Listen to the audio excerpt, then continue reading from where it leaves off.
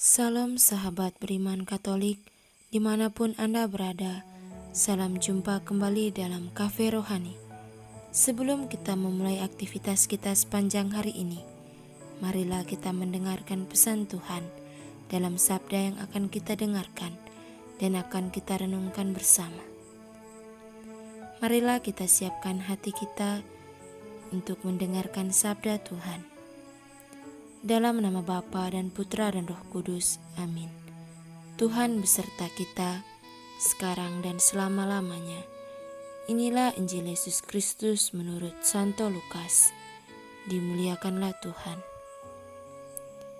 Dalam perjalanannya ke Yerusalem, Yesus menyusuri perbatasan Samaria dan Galilea. Ketika ia memasuki suatu desa, datanglah 10 orang kusta menemui dia.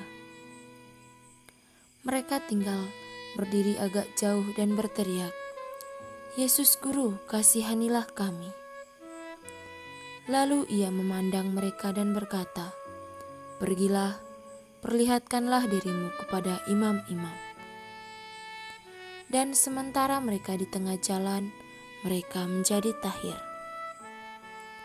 Seorang dari mereka, ketika melihat bahwa ia telah sembuh, kembali sambil memuliakan Allah dengan suara nyaring, lalu tersungkur di depan kaki Yesus dan mengucap syukur kepadanya.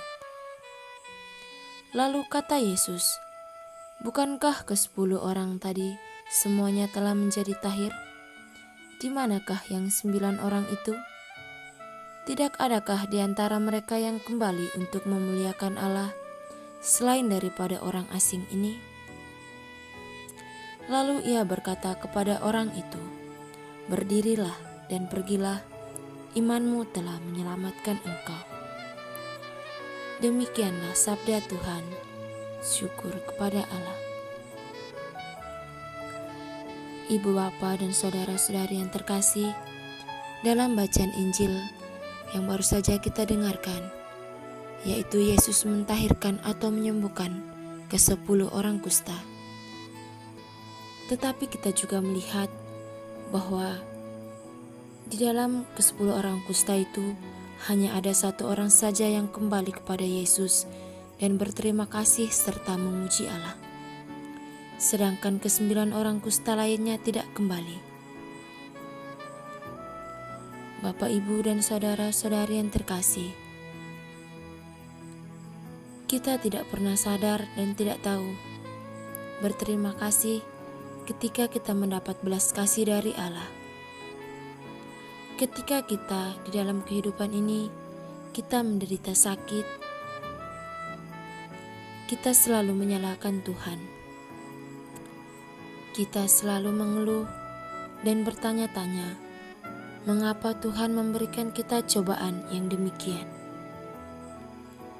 Namun ketika kita memperoleh kesembuhan atau rezeki, atau apapun itu sifatnya yang membahagiakan diri kita menjadi lupa akan Tuhan. Bapak, Ibu, dan saudara-saudari yang terkasih, dalam Injil hari ini kita mendengarkan sebuah kisah yang sangat menarik, yang memberikan makna yang begitu luar biasa di dalam kehidupan kita. Mungkin saja sering di antara kita selalu memohon dan berdoa kepada Tuhan ketika sedang dalam keadaan terpuruk atau dalam masalah, yang selalu meminta jalan keluar dan campur tangan Tuhan atas semua permasalahan yang sedang dihadapi. Tetapi tidak jarang ketika semuanya itu kembali menjadi normal, kita tidak pernah mengingat atau bahkan berterima kasih kepada Tuhan. Ibu, bapak, dan saudara-saudara yang terkasih, dalam Injil hari ini kita disadarkan bahwa kita sebagai seorang Kristiani, kita harus senantiasa mengandalkan Tuhan di dalam situasi kita, sekalipun di dalam keadaan yang terpuruk. Kiranya di dalam bacaan Injil hari ini kita semakin dikuatkan untuk lebih berani membuka diri dan membangun relasi dengan Tuhan tanpa adanya suatu alasan apapun yang membuat kita menjauh atau bahkan melupakan Tuhan yang senantiasa memberikan berkat-Nya kepada kita. Kiranya aktivitas kita pada hari ini senantiasa dibimbingi dan diberkati oleh Tuhan.